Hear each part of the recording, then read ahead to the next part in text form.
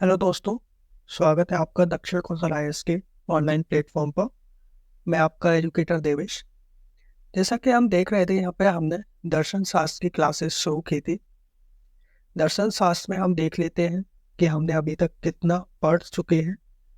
दर्शन शास्त्र का हम स्वरूप देख चुके हैं, इसकी परिभाषा देख चुके हैं, उद्देश्य देख चुके हैं, इसका धर्म एवं संस्कृति से इसका संबंध देख चुके हैं हम लोग। आज जो हमारा टॉपिक रहेगा, भारतीय दर्शन एवं पाश्चात्य दर्शन में अंतर, तो इसे हम देखते हैं।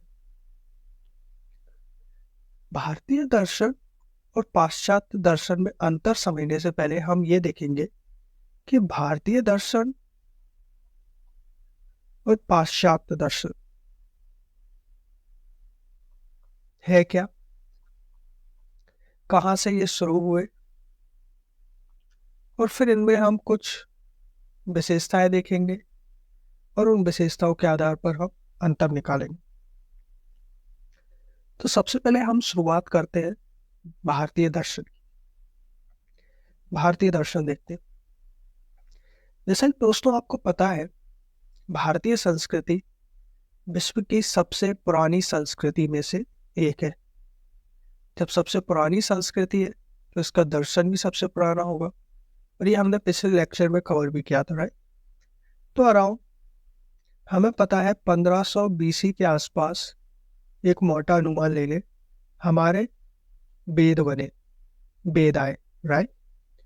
अब वेद हमारे कितने हैं? 4 वेद है हमारे। ऋग्वेद, सामवेद, यजुर्वेद, है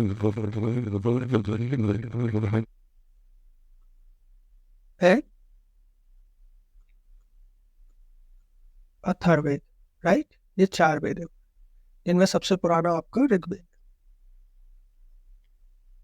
अब जब ये वेद आए, वेदों को क्या बोला गया है? वेदों को हमारी संस्कृति में दर्शन में पुरुषार्थ बोला गया है। यानी वेद किसी पुरुष के द्वारा रचे नहीं गए, ये स्वयं हुए, ये ईश्वरी वाणी है, ऐसा बोला जाता है, ठीक है, वेदों के बारे में।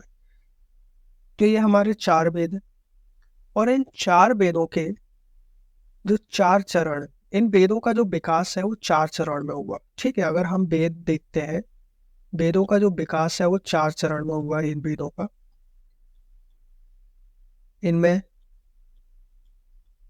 संहिता आया, संहिता में कोड्स वगैरह, कंडक्ट्स वगैरह, जो मंत्र वगैरह रखे गए, ठीक है। ब्राह्मण आया,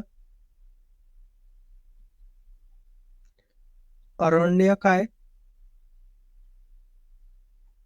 और उपनिषद।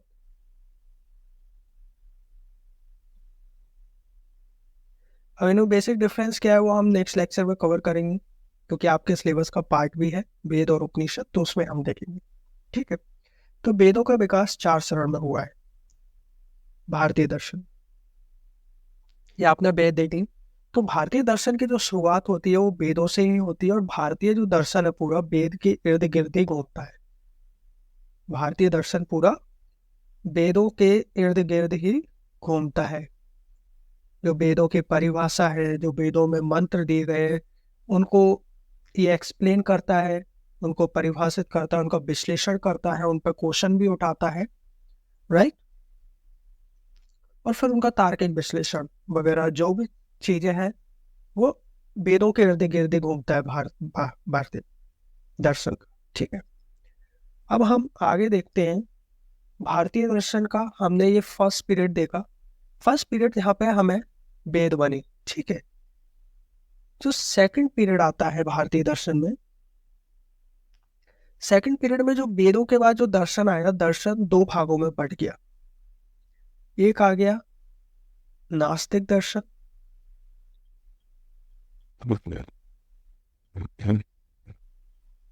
एक हो गया आस्तिक दर्शन।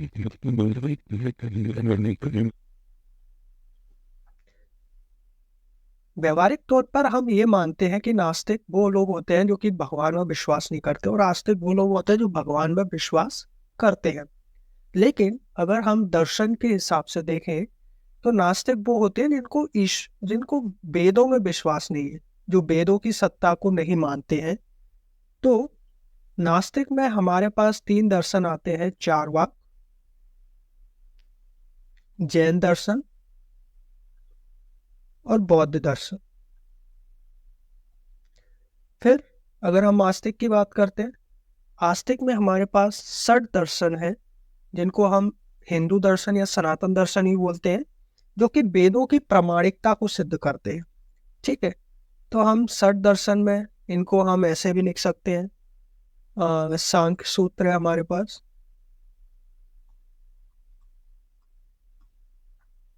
फिर उसके बाद योग सूत्र है,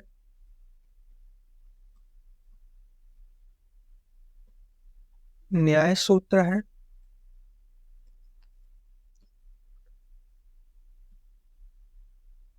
वैशेषिक सूत्र है, मीमांसा सूत्र है और वेदांत सूत्र है। ये 60 दर्शन बोला जाता है इनको, जो कि वेदों की प्रामाणिकता को भी सिद्ध करते हैं। इनको 60 दर्शन या फिर सनातन दर्शन या फिर हिंदू दर्शन भी बोला जाता है इनको। जो सांख्य सूत्र है, सांख्य सूत्र का जो संपादन है वो कपिल मुनि जी ने किया है। ठीक है, उसके बाद योग सूत्र, जैसे कि बहुत प्रचलित है, नाम पतंजलि जी ने। न्याय सूत्र, ये गौतम मुनि जी ने। वैशेषिक सूत्र, जो कि महर्षि कणाद ने।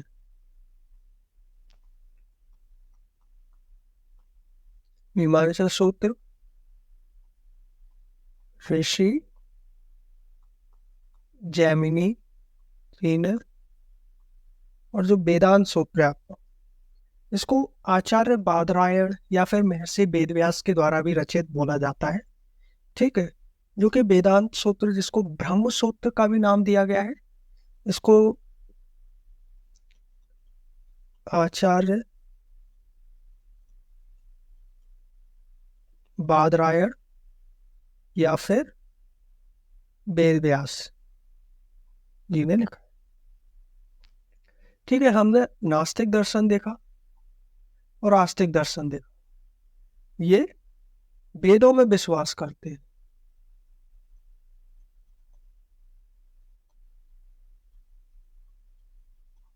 और ये वेदों में विश्वास नहीं करते, वेदों की सत्ता को नहीं मानते। राइट,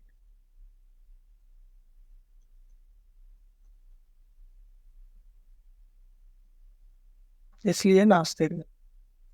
यहाँ पे आस्तिक और नास्तिक का इससे कोई लेना देना नहीं है कि ईश्वर को मानते हैं कि नहीं है, ये लोग परलोक स्वर्ग नरक को मानते हैं कि नहीं है। वेदों को मानने से इसका रिश्ता है। राइट, तो वेदों को मानते हैं या नहीं मानते, उससे हम आस्तिक या नास्तिक दर्शन में बोला जाता है। अब ये हमने देखा। ठीक है, तो हमने भारतीय दर्शन देखा, भारतीय दर्शन का विकास देखा कैसे कैसे हुआ, नास्तिक दर्शन, आस्तिक दर्शन देखा, और फिर वेदांत, जो फोर्थ, जो बाद में जो फेस आता है भारतीय दर्शन का, इन पर फिर टीका टिप्पणी लिखी गई। जो वेदांत है, इन्हीं पे वेदांत लिखे गए। जो वेदांत है उन पर भाष्य, टीका टिप्पणी लिखी गई।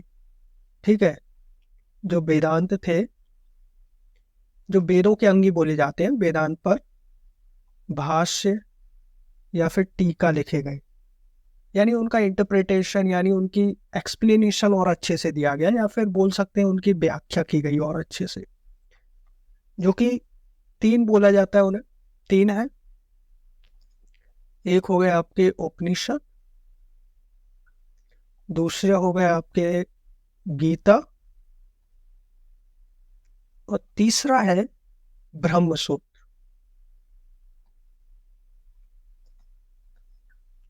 इन तीनों को क्या बोला जाता है? प्रस्थान त्रयी भी बोला जाता है। ठीक है, इन तीनों को, उपनिषद, गीता और ब्रह्मसूत्र, इनको प्रस्थान त्रयी भी बोला जाता है। तो एक फेस ये हो गया। हमने भारतीय दर्शन का फर्स्ट फेज देखा, जहाँ पे वेद आए, वेद आए, वेद बने, ऋग्वेद, सामवेद, यजुर्वेद, अथर्ववेद। ठीक है, और फिर वेदों का विकास संहिता के क्रम में ब्राह्मण, आरण्यक और उपनिषद, ये अलग अलग वेदों के वो बने, विकास हुआ इन चरणों में वेदों का।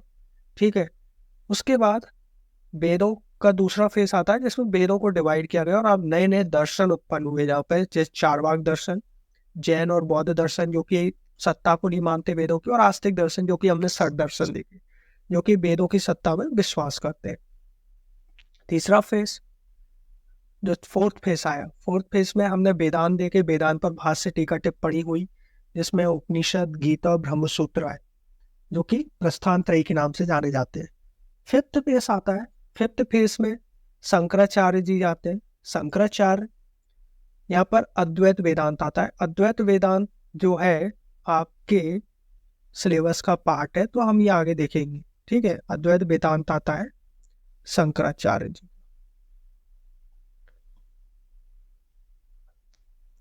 तो ये हमने यहाँ पे कैसे भारतीय दर्शन बढ़ा आगे वो देखा। भारतीय दर्शन देखो सबसे पुराना दर्शन है। तो भारतीय दर्शन आस्तिक, नास्तिकवादी विचारधारा, आध्यात्मिक एवं बौद्धिक विचार दोनों दृष्टिगत होते हैं।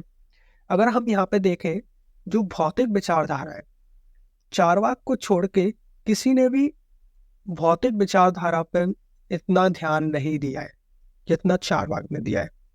तो अगर हम भौतिक विचारधारा की बात करते हैं तो वो चारवाक नहीं दिए।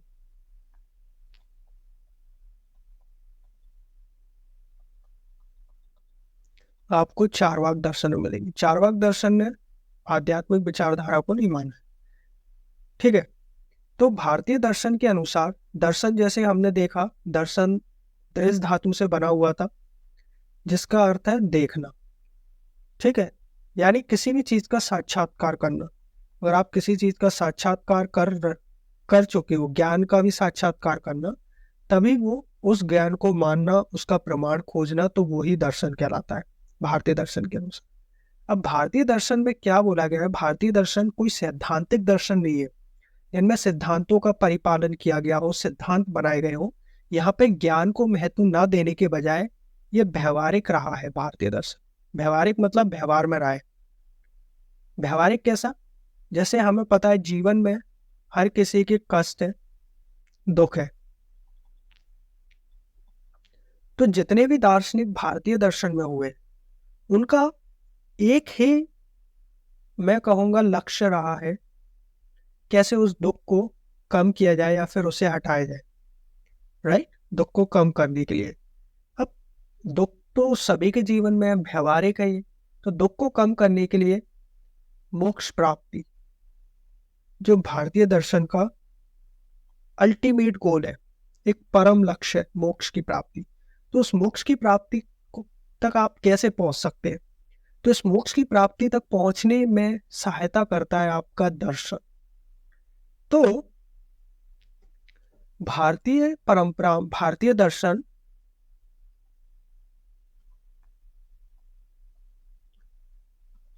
एक साधन है। कहाँ का, साध्य प्राप्ति का। और मेरा साध्य प्राप्ति क्या है कि मेरे को मोक्ष की प्राप्ति हो जाए।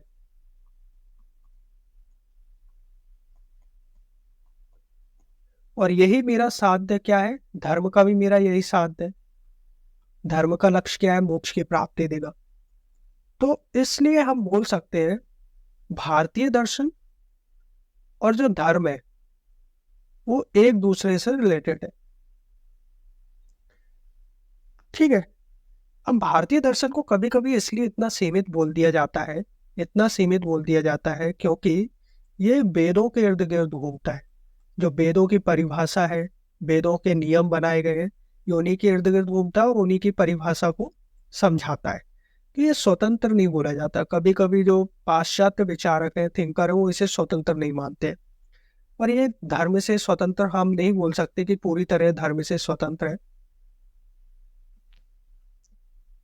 क्योंकि लक्ष्य इसका वही है जो धर्म का लक्ष्य, भारतीय धर्म का लक्ष्य, राइट, कि मोक्ष की प्राप्ति। तो जब आप भारत में देखोगे, यहाँ पे दर्शन एक व्यवहार में आया है हमारे। अगर आप किसी से पूछोगे, कोई एक अनपढ़ इंसान से भी अगर पूछोगे कि भाई किसी के यहाँ देहांत हो गया है, किसी का कुछ हो गया है, तो वो उनके क्रियाक्रम का काम करते हैं, राइट। तो वो उनके क्रियाक्रम का काम करते हैं। जब उनसे पूछा जाए क्रियाक्रम क्यों किया जा रहा है या फिर इतना वो क्यों किया जा रहा है, प्रोसेस क्यों की जा रही है, तो उनका एक ही सवाल होता है कि भाई उनको मोक्ष की प्राप्ति नहीं हुई है, मोक्ष की प्राप्ति करवाना है। तो मोक्ष की प्राप्ति क्या है, एक दार्शनिक भी वही बात कर रहा है और एक आम इंसान भी वही बात कर रहा है, राइट। तो यहाँ पे जो दर्शन है वो व्यवहारिक है, वो लोगों की आम जिंदगी से जुड़ा हुआ है, आम जीवन से जुड़ा हुआ है। तो ये भारतीय जीवन है। इन्होंने संसार को दुख में ही माना है भारतीय दर्शन, और संसार दुख में है, और दुख में संसार है तो भाई उसके लिए अलग अलग उपाय किए गए। जैसे बौद्ध दर्शन आया, बौद्ध दर्शन ने तो कितने, उनका उपाय हुई था जब गौतम बुद्ध ने कितने दुख देखे संसार में, तो उन्होंने सारे सुख छोड़ दिए और सिर्फ इस पे ध्यान लगाया कि कैसे दुख को कम किया जा सकता है। तो दुख को कम करने का क्या साधन है, ज्ञान। तो उन्होंने ज्ञान की प्राप्ति की और निर्वाण प्राप्त किया उन्होंने। भाई अगर जैन दर्शन की बात करोगे आप, जैन दर्शन में केवल्य की प्राप्ति के लिए, तो अल्टीमेट गोल आपका तो वही है ना, मोक्ष की प्राप्ति। उनके नाम अलग अलग है लेकिन मोक्ष की प्राप्ति है अल्टीमेट गोल आपका। तो ये भारतीय दर्शन हो गया। अब भारतीय दर्शन की हम कुछ विशेषताएं देखते हैं कि क्या क्या विशेषताएं हैं भारतीय दर्शन की, ठीक है। तो जैसा कि मैंने कहा, भारतीय दर्शन भौतिकवादी दर्शन नहीं है। भारतीय दर्शन विशेषताएं देखते हैं हम लोग।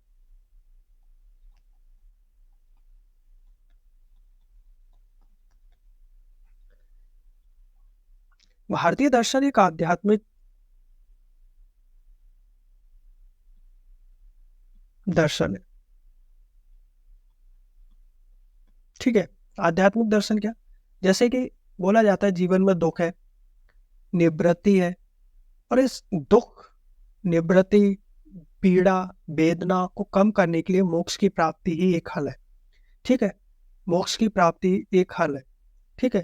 तो ये भारतीय दर्शन जो पैदा हुआ वो आध्यात्मिक असंतोष का परिणाम था। आध्यात्मिक, हमारे यहाँ अध्यात्म को सबसे ज्यादा महत्व दिया गया है, ना कि भौतिक जीवन को। अब आध्यात्मिक असंतोष, संतोष कब होगा, जब आत्मा का लक्ष्य पूर्ण होगा। और आत्मा का लक्ष्य क्या है, मोक्ष प्राप्ति, राइट। तो ये भारतीय दर्शन पहली विशेषता। और इसके लिए अगर हम देखें तो डॉक्टर सर्वपल्ली राधाकृष्णन ने बोला भी है।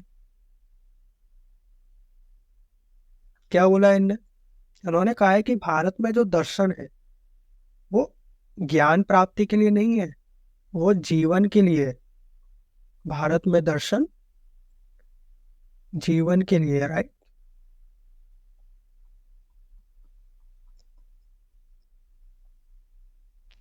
हमारे यहाँ जैसे कि देखा आध्यात्मिक दर्शन है, तो आध्यात्मिक दर्शन में जो है हम लोग भौतिकवादी नहीं है। हम लोग बात करते हैं इंद्रिय अनुभव की बात ना करके, हम लोग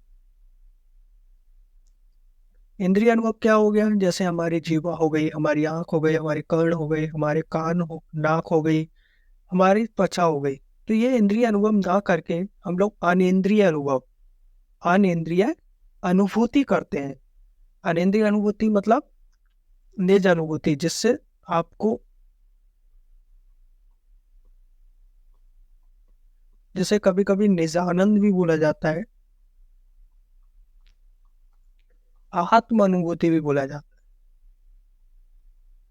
यानी आत्मा के द्वारा अनुभूति करना। अब आत्मा के द्वारा ही अनुभूति क्यों करनी चाहिए, अब इसका सब जवाब देता है भारतीय दर्शन। जब आप भौतिकवादी होते हो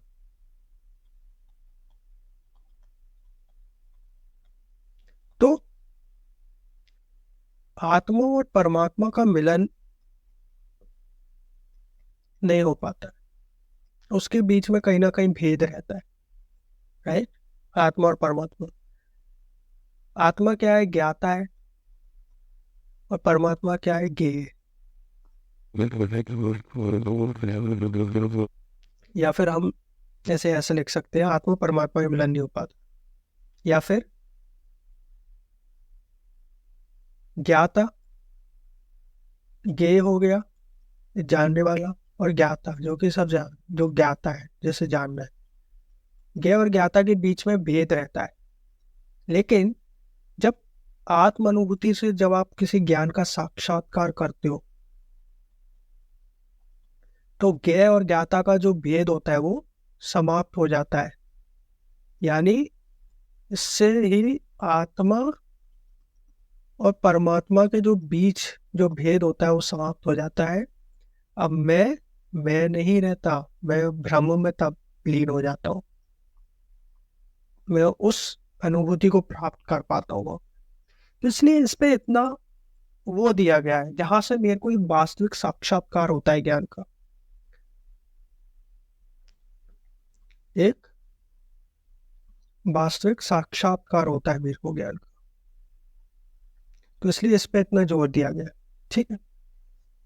उसके बाद जब हम देखते हैं कि जो भारतीय दर्शन है वो आत्मा और परमात्मा की बात करता है। आत्मा एंड परमात्मा, आत्मा परमात्मा की बात तो करता है, लेकिन आत्मा पर विश्वास करता है कि आत्मा पर विश्वास कैसे करता है कि भाई आत्मा है, तो आत्मा है तो आत्मा क्या है, अजर है, अमर है, राइट। अजर है और अमर है, यानी वो ना जल जल सकती है, ना मर सकती है, ना उसे कोई अग्नि जला सकती है, पानी गीला नहीं कर सकता, कोई भी धूप उसे सुखा नहीं सकते। तो इस तरह से बातें बोली गई है हमारे शास्त्रों में आत्मा को लेकर। तो पुनर्जन्म क्या होता है, तो देखो पुनर्जन्म, पुनर्जन्म में विश्वास किया जाता है हमारे यहाँ पे। और आत्मा में अगर भारतीय दर्शन में देखा जाए, चार्वाक को छोड़कर सभी ने आत्मा के अस्तित्व पर विश्वास किया है कहीं ना कहीं। बौद्ध अलग जाता है, लेकिन फिर भी उसने चेतना के रूप में कहीं ना कहीं आत्मा के स्वरूप को उसने माना है। ठीक है। तो पुनर्जन्म में विश्वास करता है भारतीय दर्शन। आत्मा की बात करता है कि वो एक शरीर से दूसरे शरीर में जाती है। अब वो डिपेंड करता है वो शरीर इंसान का शरीर है, किसी जानवर का शरीर है, या किसी का भी शरीर हो सकता है, लेकिन वो कभी अपना आकार बदलती है लेकिन कभी मरती नहीं है। शरीर नाशवान है, आत्मा अनाशवान है, आत्मा कभी मरती नहीं है। ठीक है। फिर चौथी विशेषता अगर हम देखते हैं, भारतीय दर्शन ये कर्मों में विश्वास करता है।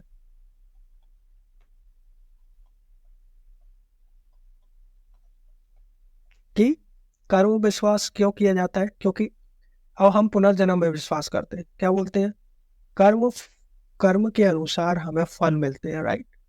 अगर हमारे कर्म अच्छे होंगे तो हमें अच्छा पुनर्जन्म मिलेगा, हमें अच्छा फल मिलेगा। कभी बोला जाता है कि कर्मों का फल है, कर्म फल मिल रहा है, कि मेरा जीवन इतना दुखवान क्यों है, क्योंकि वो कर्म हो सकता है कि वो इस जन्म के कर्म हो, या फिर मेरे पिछले जन्म के पाप हो, जिनका फल मुझे अभी मिल रहा है। तो हमें कर्म में विश्वास करने को बोला जाता है जब भी बोलते हैं कि सत्कर्म करने चाहिए, राइट, अच्छे कर्म हमें करने चाहिए, तो कर्म में विश्वास करने को बोलता है। फिर उसके बाद कर्म में विश्वास करने को बोलता है। फिर बोलता है हमें, भारतीय दर्शन क्या बोलता है, ज्ञान प्राप्ति, जो कि हम पहले देख चुके हैं। ज्ञान प्राप्ति द्वारा दुखों से मुक्ति होना, ज्ञान प्राप्ति द्वारा दुखों से मुक्ति।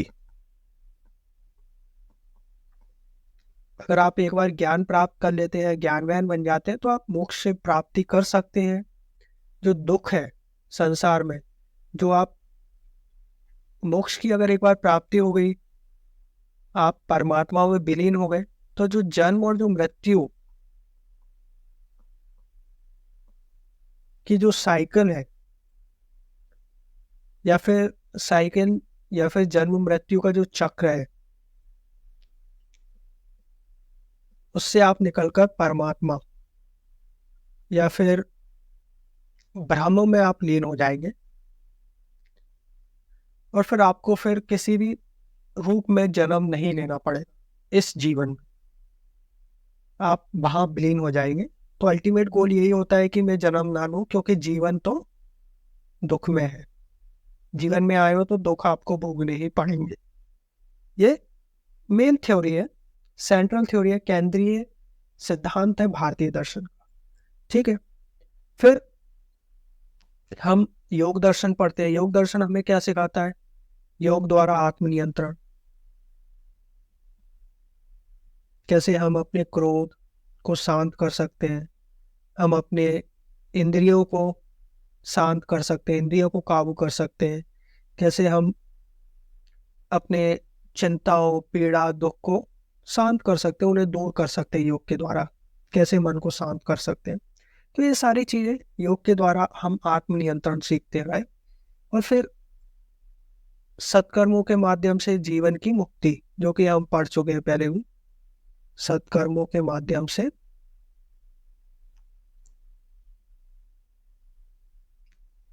जीवन की मुक्ति, कि आप सत्कर्मी करो, उसके माध्यम से आपको जीवन की मुक्ति मिलेगी। भले ही कर्मों में आपका कितने किसी भी तरह कर्म करो, आपका जीवन के प्रति एक नैतिक दृष्टिकोण होना चाहिए।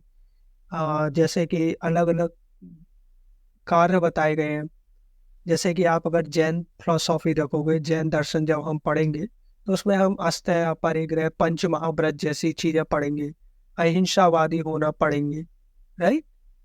सत्कर्म, स्वार्थ भाव से किसी की सेवा करना देखेंगे हम लोग, ठीक है, परमार्थ करना। तो ये सारी चीजें सत्कर्मों से माध्यम से जीवन की मुक्ति के बारे में बात करता है, ठीक है। और हम जैसे देख चुके हैं भारत में, भारतीय दर्शन में दर्शन और धर्म परस्पर सहयोगी है, राइट। तो ये विशेषता है हमारे दर्शन की, दर्शन एवं धर्म परस्पर सहयोगी है, क्योंकि ये दोनों ही जो हमारा लक्ष्य है, तो वो वहां तक पहुंचाने के लिए ये साधन का काम करते हैं। साध्य तो हमारा क्या है? मोक्ष प्राप्ति, तो वहां तक पहुंचाने के लिए हमारा सहायता करते हैं, ठीक है। और ये विश्व की सत्यता पर विश्वास करता है कि विश्व है, विश्व को बनाया गया, और विश्व को किसने बनाया? ब्रह्मा ने बनाया। ये कोई प्रयोजन पूर्ण नहीं बनाया गया है, ये ब्रह्मा ने बनाया। विश्व जगत सत्य है, इसकी उत्पत्ति ब्रह्म ने की है, ठीक है, उत्पत्ति ब्रह्म ने की है। और जिसने इसकी उत्पत्ति की है, हमें उसी में विलीन हो जाना है।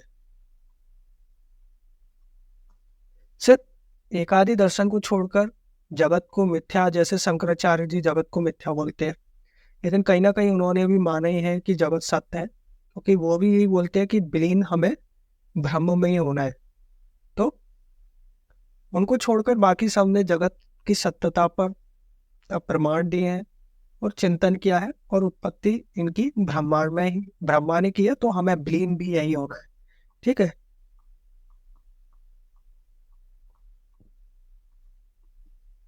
तो इस तरह हमने भारतीय दर्शन देखा, भारतीय दर्शन की विशेषताएं देखी कि आध्यात्मिक दर्शन है, कैसे आत्मा के पुनर्जन्म की बात करता है, ये आत्मा परमात्मा की बात करता है, कर्मों में विश्वास करने की बात करता है, ज्ञान प्राप्ति द्वारा कैसे हम दुखों से मुक्त हो सकते हैं, योग द्वारा आत्मनियंत्रण कर सकते हैं, सत्कर्मों से माध्यम से जीवन की मुक्ति हो सकती है, दर्शन एवं धर्म में परस्पर सहयोगी और विश्व की सत्यात्मकता पर भी विश्वास करते हैं। तो हमारा यह भारतीय दर्शन